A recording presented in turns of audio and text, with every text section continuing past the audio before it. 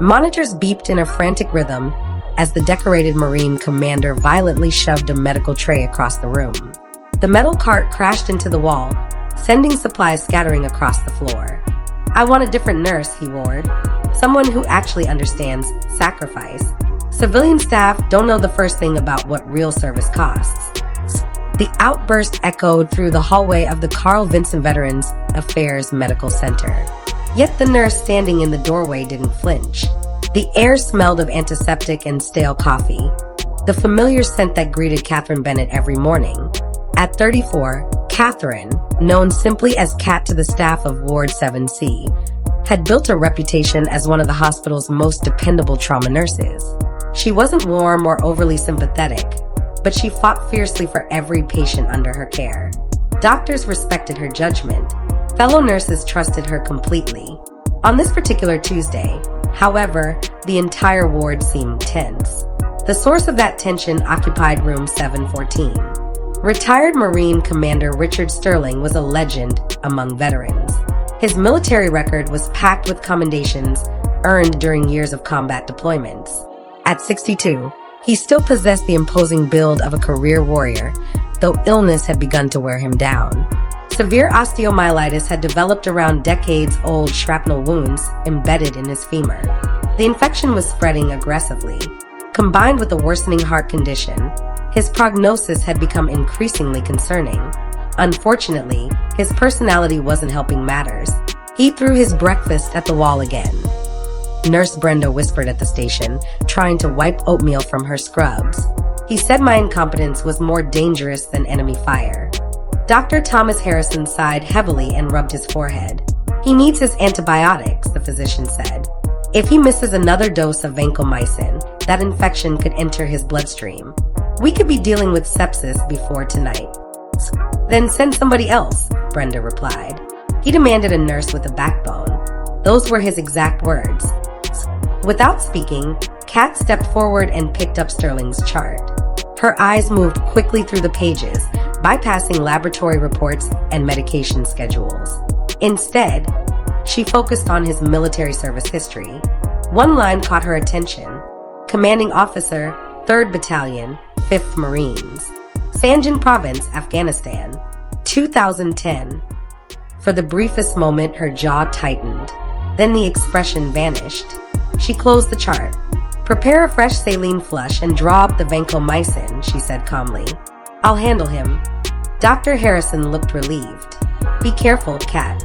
He's in a tremendous amount of pain, but he refuses to admit it. Every nurse who's entered that room today has walked out shaken." "I've dealt with worse," she replied. She assembled the medication tray with practiced efficiency and headed down the hallway. As she approached room 714, the sounds of the hospital seemed to fade. Through the small window in the door, she could see Commander Sterling sitting upright in bed. Despite obvious discomfort, his posture remained rigidly straight. His silver hair was cropped short in military fashion. Sweat glistened across his forehead. His pale blue eyes stared intensely at a television screen that wasn't even turned on. The remains of his breakfast were still scattered across the floor. Kat pushed the door open without knocking. "I told that crying nurse to send someone capable of following orders," Sterling growled without looking at her. "Unless you have a medical degree and a functioning brain, you can turn around and leave." "Good morning, Commander Sterling," Kat replied evenly. She stepped over the spilled oatmeal and placed her tray beside the bed. "My name is Catherine Bennett. I'll be taking over your care." His eyes finally shifted toward her. "And for future reference," she added, glancing at the mess on the floor, "the floor is intended for walking, not for breakfast." Sterling narrowed his eyes immediately. For several seconds, he studied her. He saw a woman of average height wearing spotless navy blue scrubs. Her dark hair was pulled into a practical bun. No jewelry, no makeup, no attempt to impress anyone. Just discipline. "I don't need a babysitter, Catherine," he snapped. "No," Kat answered calmly. "You need antibiotics." A flicker of irritation crossed his face. "I need competent medical professionals." "Excellent," she replied while preparing the 4-line. "Then we're both in luck." The commander stared at her, clearly waiting for fear, hesitation, or outrage. None came. For the first time all day, someone in the room seemed completely unaffected by his rank, his reputation, or his temper. And for reasons he couldn't explain, that bothered him more than any argument ever could. "I need competent medical staff," Richard Sterling growled. "I need to speak with the chief of medicine.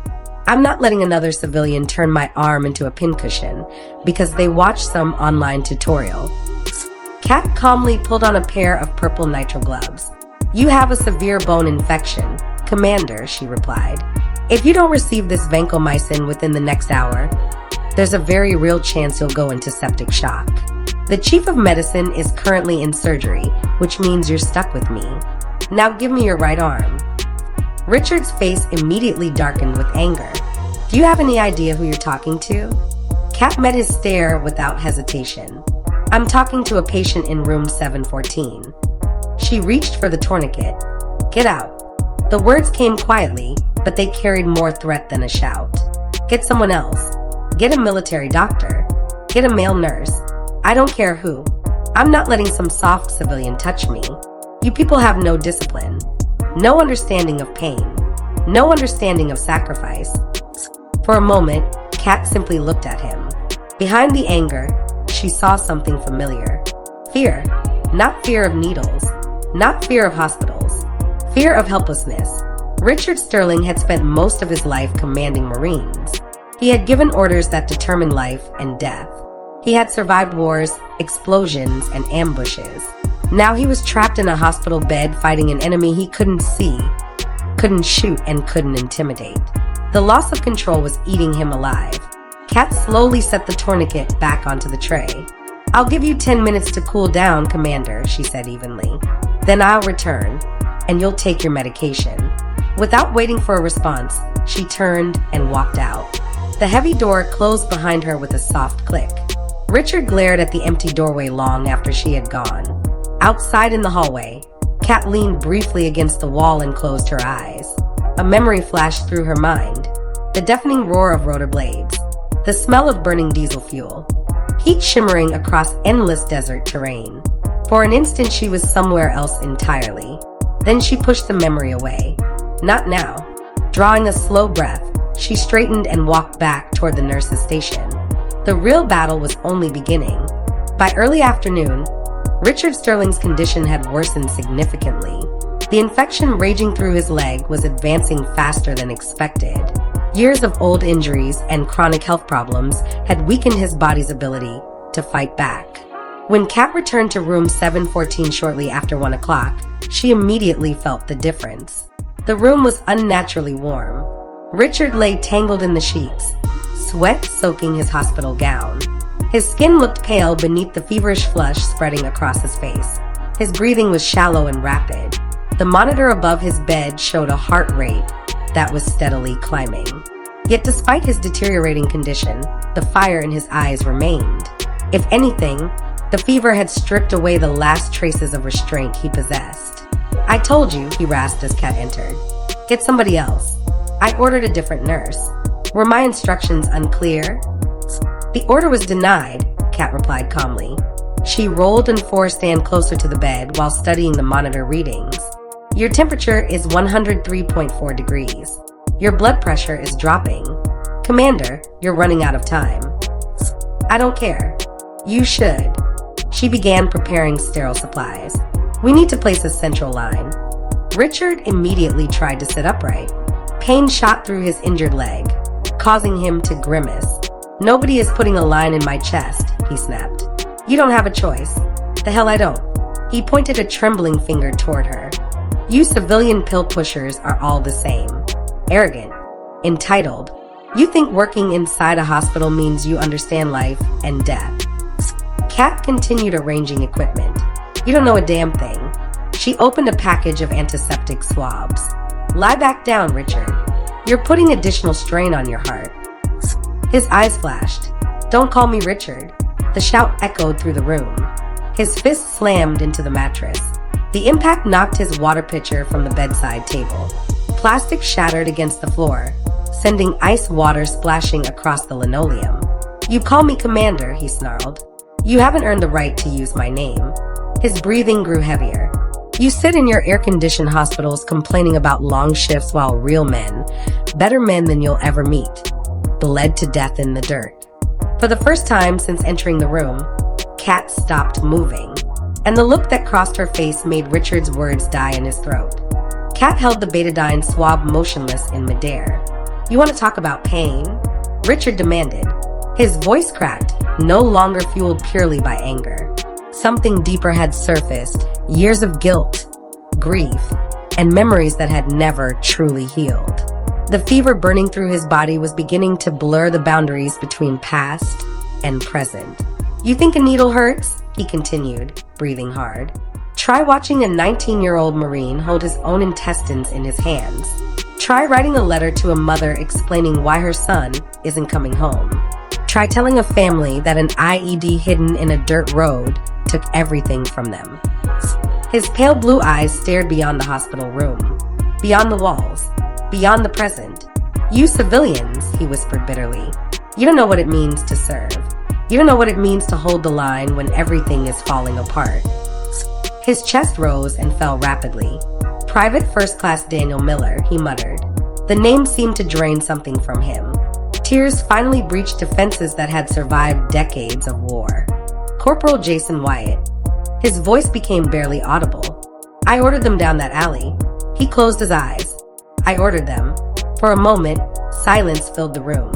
Only the steady beeping of the heart monitor broke the stillness. "You think you understand pressure?" Richard whispered. "You think you know what it means to bleed?" His gaze found Kat again. "Get somebody else." His voice cracked. "Give me somebody who understands." The room felt completely quiet. Slowly, Kat lowered the betadine swab and set it on the tray. She didn't call for security. She didn't leave to find Dr. Harrison. Instead, she walked calmly toward the door. Richard watched her with confusion. A second later, the lock clicked shut. The sound echoed through the room. Then Kat crossed to the window and pulled the privacy blinds closed. The bright afternoon sunlight disappeared. Soft shadows settled over the room. Richard's instincts immediately flared. Years of military training refused to die. "What are you doing?" he demanded. Kat didn't answer. She walked back toward the bed. Reaching up, she unclipped her hospital identification badge. The plastic card landed on the bedside table with a soft slap. Then she grabbed the cuff of her left scrub sleeve. "You talk a lot about the dirt, Commander," she said quietly. Something had changed in her voice. The detached professionalism was gone. What remained was rougher, older, carved by experiences few people ever understood. "You talk about the sand." She rolled the sleeve higher. "You talk about the blood." Higher still. "You talk about 19-year-old kids." The fabric stopped above her elbow. Richard's eyes narrowed, then widened. Kat took a step closer. "You mentioned Jason Wyatt." Her gaze never left his. "I remember Jason." Richard froze. He had a terrible habit of chewing sunflower seeds and spitting the shells into the Humvee vents. The commander stared. He was missing part of his front tooth because he tripped over a supply crate in Camp Pendleton. Richard's breathing stopped. For the first time all day, genuine shock replaced his anger. "How?" The single word escaped as a whisper. "How do you know that?" Kat stepped fully beneath the overhead examination light. Then she turned her arm. The inside of her forearm faced him. A faded black tattoo stretched across the skin. It wasn't decorative. It wasn't fashionable. It was military. At its center was the caduceus, the symbol of military medicine. Wrapped around it was the unmistakable eagle, globe, and anchor. Above the design were words that every Marine recognized instantly. Fleet Marine Force. Below it was a designation, a unit identifier, a specific assignment. The numbers hit Richard like a physical blow. His eyes widened. His face drained of color. "No," he whispered. Kat's expression never changed. "Yes." She took another step closer. "I was there in San Jin." The room felt impossibly small. "I was a Navy corpsman attached to your battalion."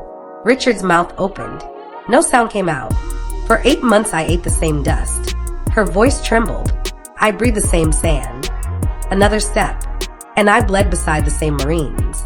The commander stared at her arm, at the tattoo, at the woman he had dismissed as a clueless civilian only minutes earlier.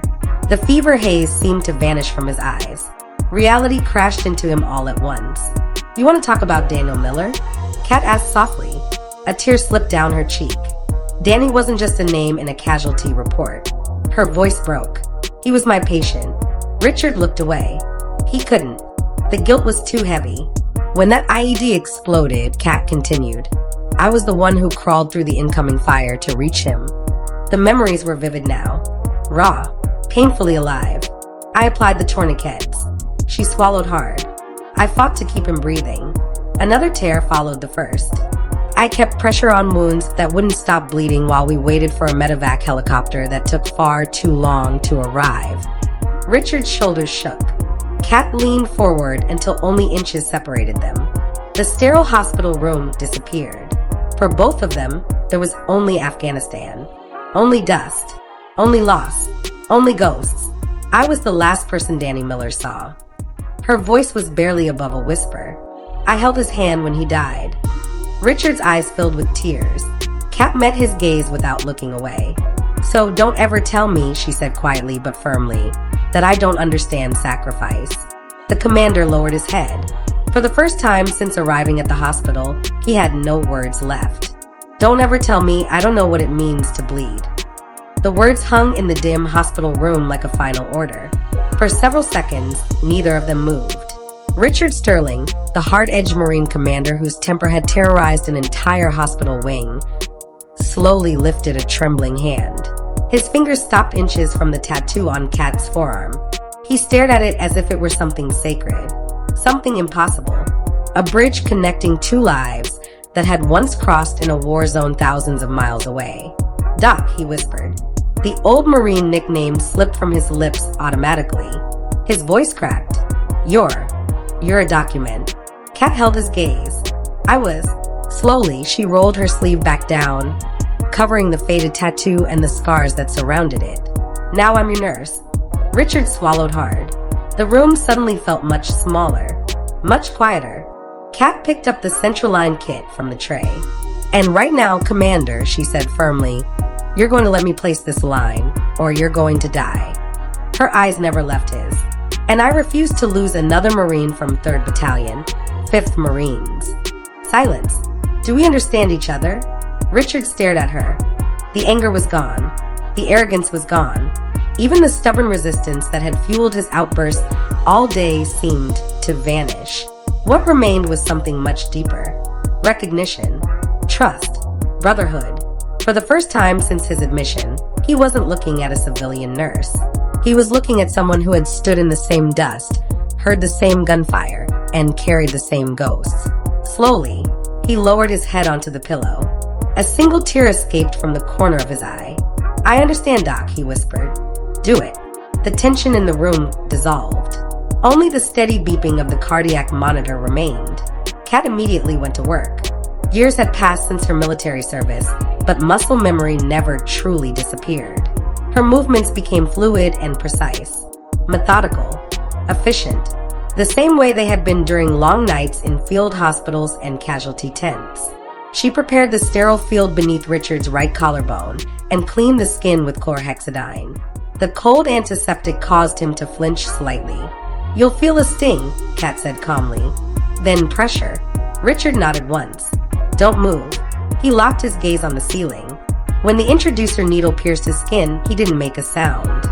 His hands gripped the bed rails so tightly his knuckles turned white. The pain was obvious. The fear was obvious.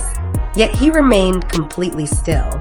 Within minutes, Kat located the vein and advanced the guide wire. The procedure continued smoothly. Dilator, catheter, sutures, dressings, everything exactly where it needed to be. Finally, she connected the intravenous tubing. The vancomycin began flowing directly into his bloodstream. The medication he had fought all day to avoid was now quietly working to save his life. "Procedure complete," Kat said. She removed her gloves and disposed of the equipment. Only then did she realize how exhausted she felt. The confrontation, the memories, the emotional weight of seeing someone from that deployment again. It all settled heavily onto her shoulders. She wiped a sheen of sweat from her forehead. Thank you, document. Richard's voice was barely audible. Kat looked over. He seemed older now. Not physically, emotionally, as though years of resistance had suddenly collapsed under their own weight. She pulled a rolling stool beside the bed and sat down. The room remained dim, illuminated only by soft monitor lights. It felt less like a hospital room and more like a confessional. You were a nightmare for my nurses today, Kat said quietly. A faint smile touched Richard's lips. I know. His voice carried genuine regret. I thought I was back in Hellman. He stared at the ceiling. The smell of antiseptic. The monitors. The pain in my leg. He shook his head. Everything started blending together. Kat nodded. Osteomyelitis doesn't care about rank. No, Richard said softly. It doesn't. It'll kill a commander just as quickly as a private if you refuse treatment. A dry laugh escaped him. Maybe it should. Kat immediately looked at him. Richard's eyes remained fixed on the ceiling. 12 years, document. His voice was barely above a whisper. 12 years carrying the ghosts of that deployment. The room grew silent again. You were there, he continued. You know what Route 611 was like. Kat lowered her gaze. She remembered. The endless patrols. The dust. The explosions. The constant tension that settled into every muscle and never fully disappeared. We lost 25 Marines, Richard said. More than 200 wounded. His voice trembled. Every single one of them had a family waiting at home. Kat slowly nodded. Dark Horse suffered. Richard closed his eyes. We all did. For a long moment, neither spoke. Then the commander finally revealed the wound he had been carrying for over a decade. I ordered them down that alley in San Jin. His voice cracked. Daniel Miller, Jason Wyatt, Ryan Doherty. The names sounded like prayers or confessions. It was supposed to be routine. His breathing became uneven. I reviewed the intelligence reports myself. Another pause. I studied the drone footage. His hands trembled against the blanket. I cleared the route. A tear slid down his weathered face. I gave the order over the radio. His eyes squeezed shut. Move to phase line yellow. The room fell silent. When he finally spoke again, his voice was broken. 30 seconds later, he whispered, the earth exploded. Here's the rewritten continuation at approximately 719 words with improved emotional depth, smoother pacing, and stronger narrative flow. A pressure plate IED, Richard whispered. Then the ambush. His voice sounded distant, as though he were speaking from another place and another time. Machine gun fire from the rooftops. RPGs from the eastern alleyways. His jaw tightened. I sent them into a slaughterhouse, Kat. The confession hung heavily between them. I've lived with that every day for 12 years. His eyes stared at the ceiling, unfocused. When I sleep, I see Miller's mother standing beside his casket at Arlington. His voice cracked. I see her face every time I close my eyes. Kat remained silent. She understood. Survivor's guilt wasn't rare among combat veterans. It was an epidemic.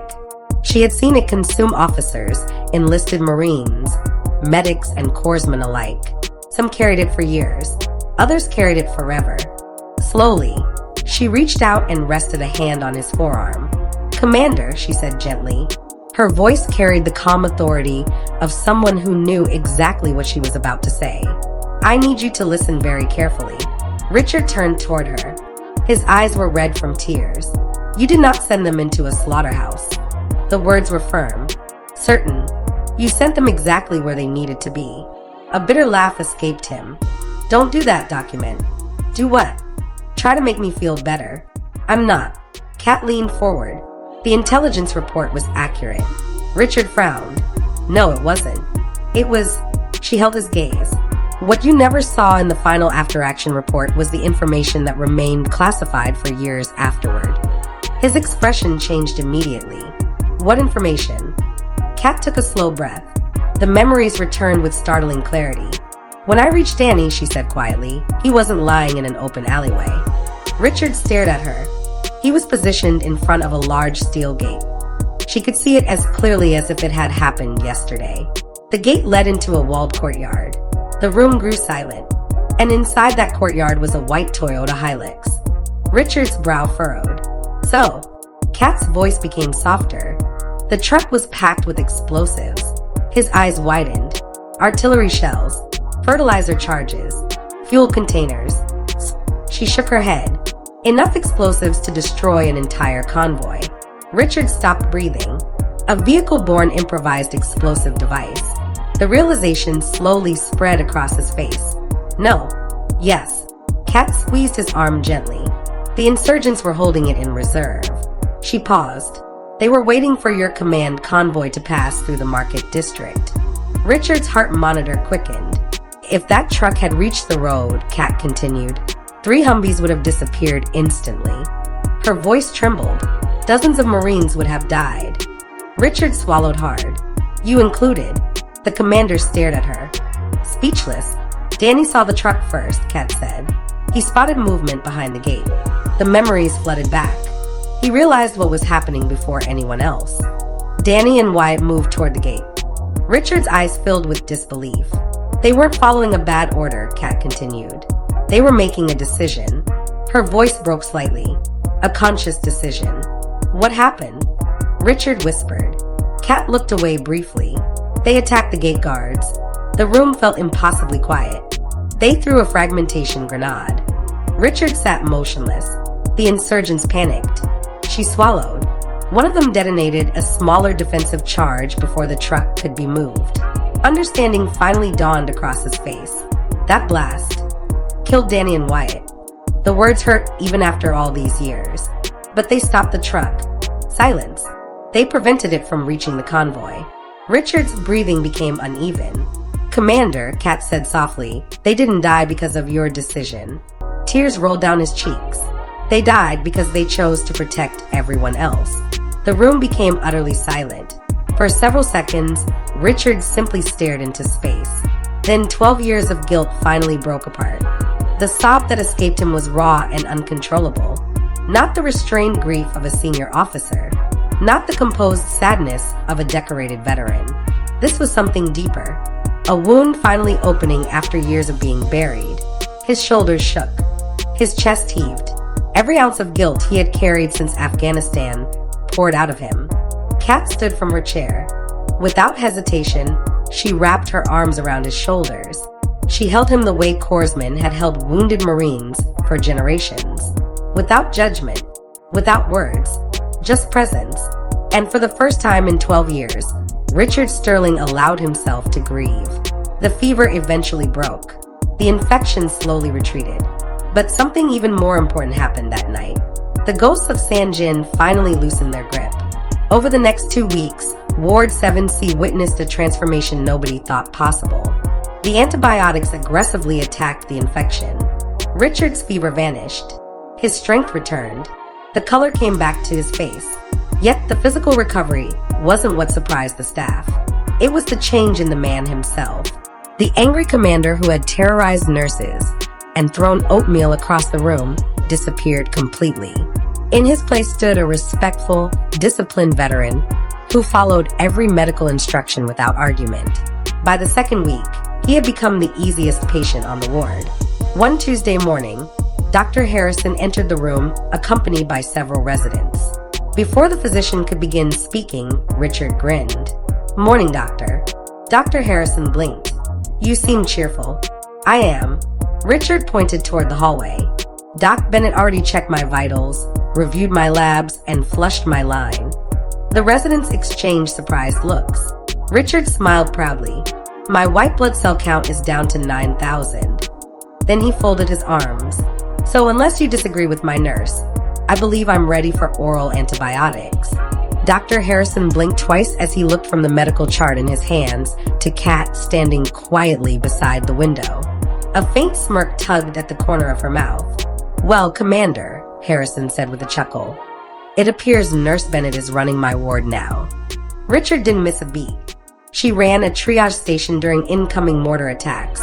"Doctor," he replied, "I think she can manage a few clipboards." Several residents laughed softly. Richard's expression turned serious. "And for the record, treat her with the respect she's earned." His eyes shifted toward Kat. "Always." For a brief moment, the room fell silent. Dr. Harrison nodded. "Fair enough." He closed the chart. "Your blood work looks excellent. The infection is under control, and your inflammatory markers continue to improve. Richard raised an eyebrow. Translation. Translation, Harrison said with a smile. You're going home on Friday. For a moment, Richard simply sat there. Then he slowly nodded. I know exactly how lucky I am. His eyes found Kat across the room. Neither of them said anything. They didn't need to. Friday arrived beneath a brilliant autumn sky. Golden sunlight streamed through the large windows of the VA Medical Center, painting long shadows across the polished lobby floor.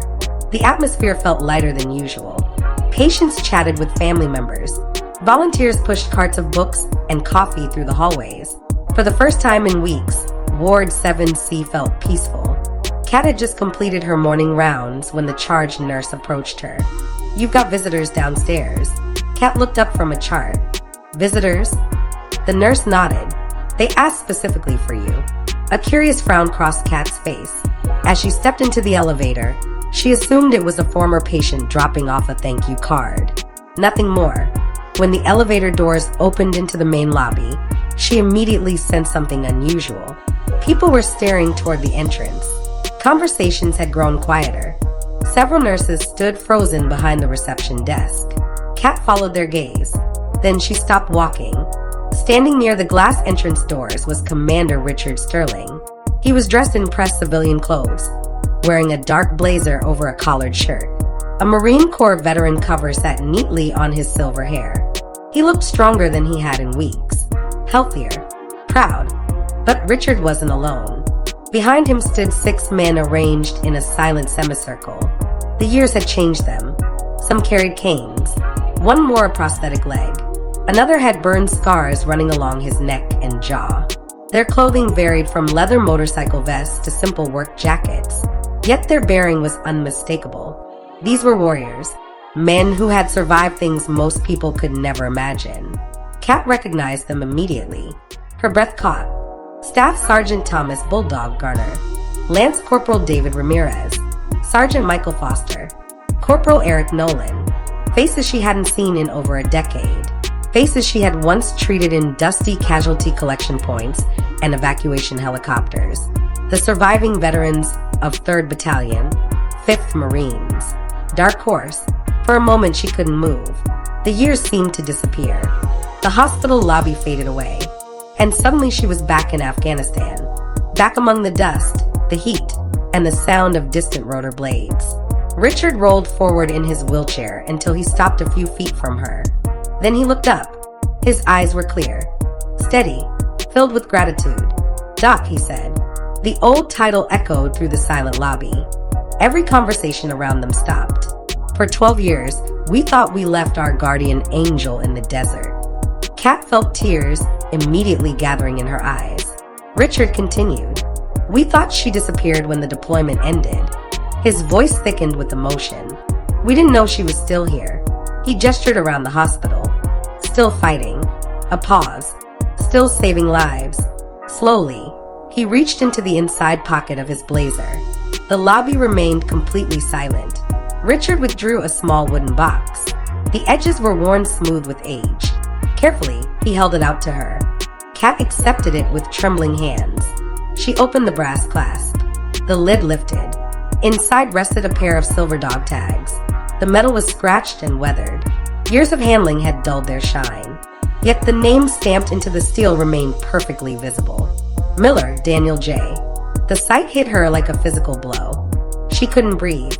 For a moment, all she saw was a 19-year-old Marine smiling despite exhaustion. A young man who never made it home. Richard's voice broke the silence. Danny's mother gave those to me 5 years ago. He swallowed. She told me to keep them until I finally found peace. Tears rolled down his face. For years, I couldn't accept them. His eyes met Kat's. Then you helped me understand what really happened that day. The lobby remained utterly still. I found my peace document. His voice cracked. And you're the last person who held her son alive. He nodded toward the dog tags. They belong with you. Kat clutched the tags against her chest. The cool metal pressed against her heart. She couldn't speak. Around her, nurses quietly wiped tears from their eyes. Even Dr. Harrison, who had wandered into the lobby midway through the gathering, stood speechless. Then a voice suddenly rang out. "Attention!" The command exploded through the room. "Staff Sergeant Garner." Instantly, every veteran snapped to attention. Heels together, shoulders back, eyes forward. Even Richard pushed himself painfully to his feet. The hospital lobby fell completely silent. Then, in perfect unison, the surviving Marines of Dark Horse raised their right hands. A crisp salute. Sharp, proud, unwavering. It wasn't about rank. It wasn't about regulations. It wasn't about military protocol. It was something deeper. A tribute from men whose lives had been touched, protected, and forever changed by one corpsman who had never stopped caring for her brothers. Kat stood frozen for a moment. Tears streamed freely down her cheeks. Then she slowly raised her own hand. Her posture straightened, her chin lifted, and she returned the salute. Not as Nurse Bennett, not as a hospital employee, but as the Navy corpsman who had stood beside them when the world was burning. The lobby remained silent. No one wanted to interrupt the moment, because everyone present understood they were witnessing something rare. A bond forged in sacrifice, a debt repaid through gratitude, a family reunited after years apart. Some connections are created in comfort, others are forged in hardship. But the strongest bonds are born when people carry one another through darkness. And those bonds, no matter how many years pass, are never truly broken.